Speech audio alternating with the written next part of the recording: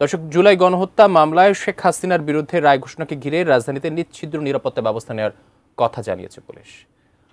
আন্তর্জাতিক অপরাধ ট্রাইব্যুনালে ক্ষমতাচ্যুত প্রধানমন্ত্রী শেখ হাসিনা, সাবেক স্বরাষ্ট্রমন্ত্রী আসাদুজ্জামান খান কামাল ও সাবেক আইজিপি চৌধুরী আবদুল্লাহ আল মামুনের বিরুদ্ধে মানবতা বিরোধী অপরাধের মামলার রায় ঘোষণা করা হবে আগামীকাল।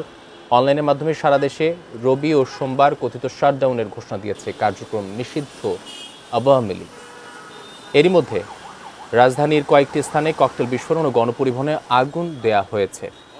দর্শক, এই সংক্রান্ত বিস্তারিত তথ্য জানতে আমরা যুক্ত হচ্ছি সহকর্মী সাব্বিরের সাথে। সাব্বির এই মুহূর্তে আমাদের সাথে যুক্ত হচ্ছেন। সাব্বির, আপনি আন্তর্জাতিক অপরাধ ট্রাইব্যুনালের সামনে আছেন, সেখানকার সার্বিক পরিস্থিতি এবং নিরাপত্তা ব্যবস্থা কেমন দেখা হয়েছে জানাবেন আমাদের। হিসেবে এই মুহূর্তে আমরা দেখতে পাচ্ছি আন্তর্জাতিক অপরাধ ট্রাইব্যুনালের ঠিক বাহিরে র্যাব সদস্য এবং বিজিবি সদস্যদেরকে মোতায়েন করা হয়েছে এবং এই এলাকার পুরো আশপাশের যেই যান চলাচল, সেই যান চলাচলে নিয়ন্ত্রণ আরোপ করা হয়েছে। আমি যদি একটু দেখাই আপনাদেরকে, সেটি হচ্ছে যে যেই জায়গাগুলো দিয়ে যান চলাচল করে এই ট্রাইব্যুনালের সঙ্গে লাগোয়া যেই সড়কটি রয়েছে, এই সড়কে দুদিকেই আটকে দেওয়া হচ্ছে। অর্থাৎ ঢাকা বিশ্ববিদ্যালয় থেকে এই সড়কে যান চলাচলের যেই সড়কটি এবং সচিবালয়ের সামনে থেকে এই সড়কে যাওয়া আসার যেই রাস্তাটি রয়েছে, এই দুটি রাস্তাই কিন্তু বন্ধ করে দেওয়া হয়েছে।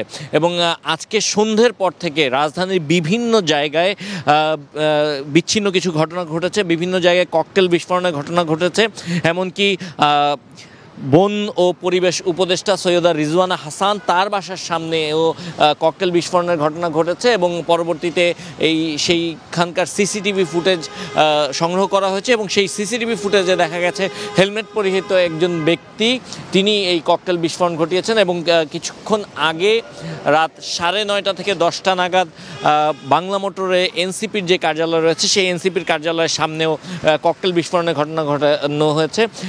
এইভাবে রাজধানীর বিভিন্ন জায়গায় মতিঝিল, বাড্ডা, কারওয়ান বাজার, পল্লবী সহ বিভিন্ন জায়গায় এ ধরনের ককটেল বিস্ফোরণের ঘটনা ঘটানো হয়েছে এবং বাসেও আগুন দেওয়া হয়েছে। এবং আমরা যেটি জানতে পেরেছি, দক্ষিণ কেরানীগঞ্জের যে ডাম্পিং স্টেশন, অর্থাৎ যেই জায়গায় বিভিন্ন ধরনের গাড়ি বা পুলিশি যে মামলা হয়, সেই মামলার যে গাড়িগুলো রয়েছে, সেই ডাম্পিং স্টেশনের দুটি বাসে আগুন দেওয়া হয়েছে। তো সারা দেশে প্রচুর সংখ্যক পুলিশ মোতায়েন করা হয়েছে।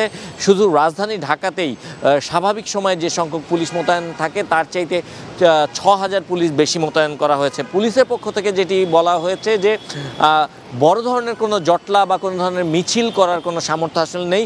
বিভিন্ন জায়গা থেকে হুট করে এসে বাইক দিয়ে যাওয়ার সময় বা বিভিন্ন গণপরিবহনে থাকার সময় সেখান থেকে তারা কৌশলে ককটেল ফাটিয়ে চলে যাচ্ছে। বড় ধরনের কোনো নাশকতা বা কোনো ধরনের অপ্রীতিকর ঘটনা ঘটানোর সামর্থ্য বা সুযোগ তাদের আসলে নেই।